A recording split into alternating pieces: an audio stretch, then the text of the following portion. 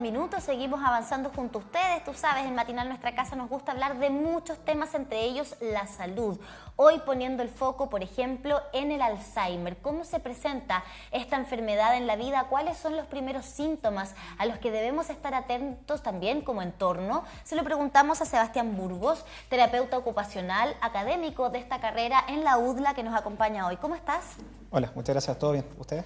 Bien, también interesados en aprender sobre estas, no son nuevas patologías, pero hoy día como tenemos una sociedad que envejece cada vez es más longeva, digamos, se van sumando estas realidades y por ahí uno siempre va escuchando lamentablemente estos casos. Se sumó con Augusto Góngora, por ejemplo, a través también de este tremendo documental de Marte Alberdi que muestra cómo es convivir con una persona con Alzheimer y cómo es vivir con Alzheimer también. Para que nos cuentes tú cómo se está desarrollando esto en nuestro país y qué es finalmente el Alzheimer. Claro, en primer lugar el Alzheimer, como ustedes mencionan, está generando una prevalencia que está en aumento principalmente. En los países subdesarrollados ya se está hablando que se habla de 50 millones de personas y en los vías de desarrollo se puede hablar de un 10% más asociado, debido a que no hay factores protectores, como puede ser una buena alimentación, como puede ser el desarrollo de ejercicio físico, ¿ya? O lo que podría ser otros factores como el consumo de alcohol, o sea, el prevenir el consumo de alcohol, el consumo de tabaco. El Alzheimer en sí, como ustedes mencionaron, dentro de las demencias en sí es como el título general, ¿ya? Y el Alzheimer es un tipo de demencia en particular, y el Alzheimer tiene características que la pueden diferenciar de otras, ¿ya? El Alzheimer, la demencia por cuerpos de Levy y la demencia frontotemporal tienen una característica que nacen asociados a factores más bien histológicos o fisiológicos en el cerebro, y esos van aumentando. O sea, puede ser que nosotros en este momento, por herencia genética, podremos estar desarrollando una y tenemos que tener como cierto ojo a esos síntomas que ustedes establecen.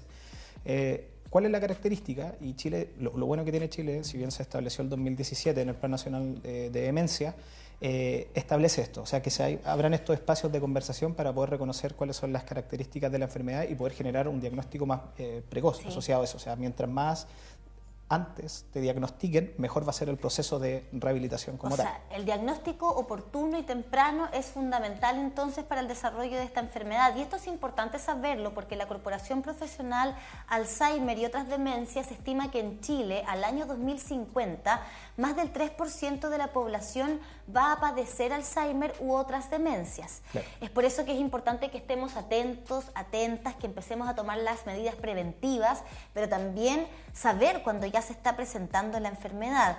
Si nos pudieras contar, Sebastián, ¿cuáles son los primeros síntomas, los primeros signos que puede presentar el Alzheimer en una persona? Claro, sí. Si bien ninguno de nosotros tiene Alzheimer y esa es la característica que lo vamos a conversar desde lo que yo he visto profesionalmente, lo primero que se establece dentro de los criterios diagnósticos son pérdidas repentinas o bajo en algunos dominios principales. O sea, el más común, asociado al deterioro cognitivo, es alteraciones de la memoria como tal. Ya una memoria más bien reciente, o sea, yo te digo algo en este momento y tú no lo puedes mantener durante el tiempo y, por ejemplo, te llamaron, dejaron un recado en la casa y no lo pudiste mantener para poder después evocarlo durante el transcurso del día. Otros que se pueden ver asociados también es problemas en la ejecución de acciones. O sea, por ejemplo, lo que nosotros hacemos para preparar un sándwich o preparar algún alimento, en algunas de esas etapas previas puedes perder la noción de esa planificación y puede tener una alteración.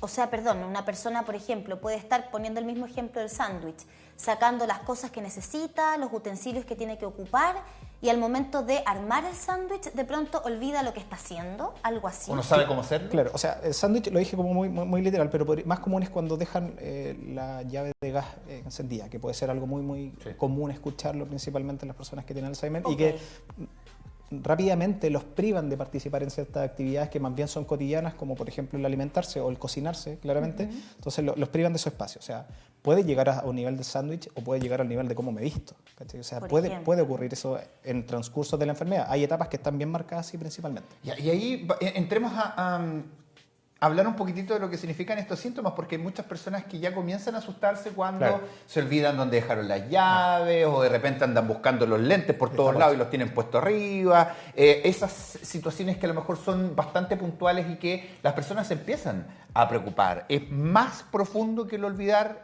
algunas cosas en específico? Eso es común. Y yo cuando hago clase también lo menciono porque a todos se nos olvida algo asociado a estrés o asociado a características porque andamos súper modo automático rápidamente y no sabemos dónde dejamos las cosas.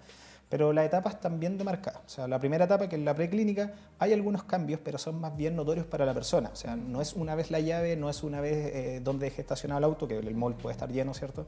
Sino más bien van repitiendo y tienen una interferencia muy leve con actividades de la vida diaria, pero muy leve. O sea, la persona la nota. Por eso el diagnóstico es complicado, porque la persona en esos momentos se asusta también. Sí, claro. O sea, algo me está pasando, pero no quiero extrapolarlo a mi familia para no preocuparlo, ¿cachai? Entonces, cuando empiezan esas situaciones de memoria, principalmente de memoria, que van a afectar el tema como principal, lo va notando, ¿cachai? Claro. Pero todavía se puede hablar de un deterioro cognitivo. Incluso las evaluaciones, que nosotros como terapeutas ocupacionales utilizamos los screening, a veces no lo detectan.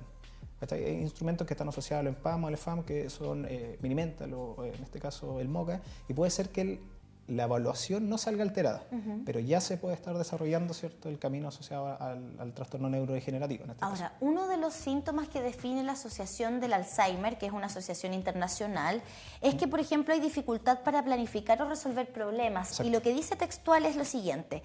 Por ejemplo, para planificar actividades cotidianas como seguir una receta conocida o gestionar las cuentas mensuales, estas se pueden convertir en tareas desafiantes.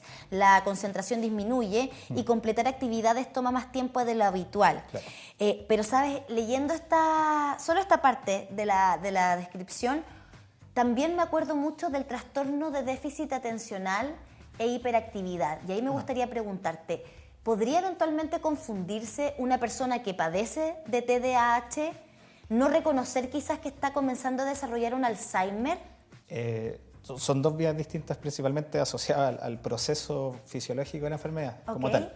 El Alzheimer como tal, como te mencionaba, estas fases son bien demarcadas, asociadas a la sintomatología como tal, o a las características, porque si bien son heterogéneas entre todos los tipos de demencia, porque no solo el Alzheimer 1 es la más prevalente, pero hay diversos tipos de demencia, la característica del TDAH tienen otras principalmente. O sea, acá hay un impacto grande en dominios, principalmente, como te mencionaba, asociado a lo cognitivo. O sea, en una etapa preclínica son leves, en una etapa intermedia ya tus actividades instrumentales de la vida diaria, como mencionaba ahí en lo que tú leías, por ejemplo, el pagar las cuentas, el salir, el movilizarte por la comunidad, por eso el desorientarte, la desorientación temporoespacial puede partir entre etapa preclínica y etapa intermedia. Entonces, unas características muy, muy distintas a lo que podría ser el TDAH, como en rapidez para ejecutar las cosas. Entonces no es común que quizás no se como confundan las personas que padecen TDAH y que de pronto lo asocien, no lo habías escuchado. Nunca lo había escuchado, Ya. perdone, pero literalmente son dos vías muy, muy distintas. Claro, porque es interesante porque de alguna manera las enfermedades se van caracterizando por algunas cosas y en este Claro. caso el Alzheimer tiene que ver o se asocia a simplemente olvidar cosas, pero va más allá, como Claro, tú nos vienes sí. contando. Y ahí vamos profundizando un poco en tema de las etapas, porque Claro. también es un tema y un diagnóstico familiar. Exacto. No todos tienen la fortuna de tener a alguien al lado en este proceso. Otros que lo viven solos, por supuesto, en una edad avanzada también, o en una etapa avanzada, requiere de un cuidado mucho más específico. Y no todos a lo mejor tienen el dinero para enviarlo a algún lugar o tenerle a alguien 100%. Para que nos cuentes cómo va evolucionando esta enfermedad, para que nos preparemos en casa en caso de lamentablemente tener este diagnóstico. Claro, dentro de las características entonces lo encasillamos que hay un deterioro cognitivo, en este caso que ese es un diferencial. Por ejemplo, un deterioro cognitivo leve asociado a otras patologías puede existir, pero si no hay una patología de base Ya. y sigue aumentando este deterioro que ya pasa la memoria, pasa la resolución de problemas, puede tener interferencias con praxias motoras, en ese caso cómo yo me muevo, cómo ejecuto mis movimientos, puede llegar con problemas del lenguaje. O sea, todas esas características pueden ocurrir. Entonces en esta etapa ya intermedia ya hay un impacto que ya ve tanto la persona, o sea, es mayor, pero también lo ve la familia. O sea, ya no es donde deje la llave solamente en un momento, sino que la desorientación parte, o sea, ya no quiere hacer algunas cosas, si es que hay algunos factores como asociados, por ejemplo, la pérdida de audición en una persona mayor principalmente, ya la persona no se está comunicando con un otro, se van perdiendo estas actividades de la vida básica avanzada, que es cómo yo me conecto con la comunidad, con las personas, hasta llegar a una etapa ya final de la enfermedad, que lo que ocurre es que ya hay desorientación, hay síndrome vespertino, o se llama sundowning, que por ejemplo cuando cambia de día a la noche empiezan estos episodios de desorientación que comúnmente lo caracterizan en las películas cuando desconocen a su familiar, y hay episodios de agresividad, porque si lo vemos dentro de la lógica, piensa que tú te desorientaste por una particularidad de la enfermedad y te despertaste de una persona que no logras reconocer, o sea, una prosopagnosia. Un desconocido. Un desconocido, cualquiera se asustaría principalmente. Entonces, tenemos que comprender la enfermedad como tal, las características como de ella, y los terapeutas en este caso utilizamos una técnica que es antigua, claramente, que tiene un desarrollo antiguo, pero que habla de la validación, de cómo nosotros podemos comprender a la persona para poder comprender lo que le está pasando, valga la redundancia. O sea, te entiendo, no te agredo verbalmente porque, mamá, ¿cómo? Si soy yo, tu hija, oye, ya, pero corta, que es común a veces, ¿cierto? Sino que te traigo de nuevo, ¿sí? Cuéntame quién soy, cómo lo conociste. Entonces, es como una vuelta larga hasta llegar a volver a la persona a traerlo, en este caso. ¿Ya? Claro. Sí. O sea, esas son herramientas finalmente que nos imaginamos la familia o el entorno más cercano de la persona que padece Alzheimer tiene que empezar a incorporar, pero una vez teniendo el diagnóstico. Y claro. eso es lo importante, ¿no? Sí. Por eso es importante reconocer estas señales para poder tener ese diagnóstico y de ahí en adelante tomar las medidas. Claro. Tú nos hablabas de la desorientación. Muchos de ellos de pronto no saben dónde están. Una vez que llegan a la casa de un familiar, ahí ya deberíamos encender las alertas entonces cuando quizás la persona nos dice: ¿dónde estamos? ¿Por qué estamos aquí? Claro. Eso ya podría ser una señal. Como también aquí hablan de las percepciones, ¿no? Problemas para leer, el tema de percibir las distancias, determinar qué color, cuál es el contraste que generan estos colores. Eso también podría ya ser algo más del ámbito visual que nos indique la presencia de esta enfermedad. Principalmente como sistema visual, no hay alteración del sistema visual, sino Pero más sí bien la es cerebral, percepción. sino más cerebral. La percepción es como la sumatoria de todos esos estímulos para poder nosotros comprender y hacer algún reconocimiento de algo. Por ejemplo, yo reconozco que estoy en este espacio, ¿ya? En base a como los estímulos que tengo, que está el sillón y toda esa forma. Es un proceso un poco más interno. Entonces, sí, es súper importante el diagnóstico, por eso el Plan Nacional de Demencia está establecido, pero tampoco asustar a la persona. O sea, insisto, que a veces cuando uno dice se me olvidan las cosas, naturalmente se te pueden olvidar, pero cuando ya hay un impacto en actividades que para ti eran normales, como por ejemplo ducharte, por ejemplo cocinarte, por ejemplo venir acá, que yo tomé una micro que sabía que me iba a dejar en O'Higgins con algo, eso ya puede, de un momento a otro. Por eso es importante esta conversación finalmente, porque vamos analizando que los síntomas, el primero del que hablamos tenía que ver con el olvido de ciertas cosas. El olvido, sí, la memoria. Todos los otros nos van dando cuenta de que esta enfermedad es mucho más compleja y que abarca otros sistemas también. Claro. Y lo importante es que el nexo con los dispositivos de salud, que eso es súper importante, porque si el Alzheimer, si bien puede aparecer en etapas tempranas, que tiene una denominación que puede estar un poco no actualizada, que lo voy a decir igual, que es como presenil, sabiendo que lo senil ya no se establece, pero que los libros también la mantienen. Entonces, antes de los 60 años se puede hablar de un presenil, pero que puede desarrollarse la enfermedad. Pero después de eso se puede hablar de un post. Entonces, en ese momento la persona ya está dentro del sistema de salud. Para ir a buscar, por ejemplo, un sistema de salud público, para ir a buscar sus alimentos, sus remedios, participar en este caso de los espacios de evaluación para poder reconocer si es que baja alguno de los criterios o de los dominios principalmente, el lenguaje, el cálculo, la orientación, la resolución de problemas y así otros. Entonces, para poder reconocer, oye, está pasando, si es que en ese momento no hay un diagnóstico asociado desde el neurólogo, pero tú quieres participar dentro de procesos de estimulación cognitiva, que es el término que se utiliza para poder trabajar esas funciones, la memoria, la atención, tanto dividida, sostenida, mantenida en el tiempo, el lenguaje, el cálculo. Hay espacios dentro de los servicios de salud. Por ejemplo, la universidad tiene también espacios para poder generar procesos de intervención, o sea, centros de atención de todas las carreras. ¿Ya? Y el Alzheimer no solo lo trabaja terapia ocupacional, sino en un equipo interdisciplinario.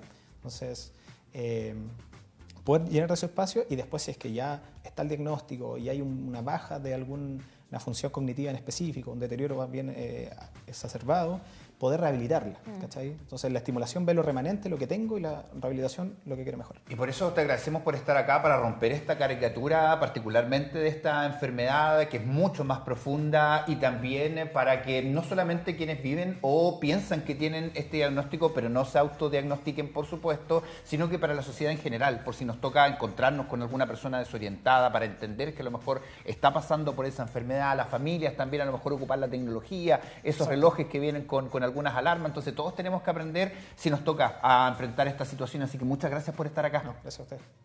Sí, gracias Sebastián. Conversación que va a quedar en nuestras redes, en canal9.cl, para que la comparta, la reviva, la haga llegar a más personas. Son las 10 de la mañana con 54 minutos. Este es el panorama en Concepción, Avenida Prat, viendo ahí la Plaza España, que se ve con un verde precioso.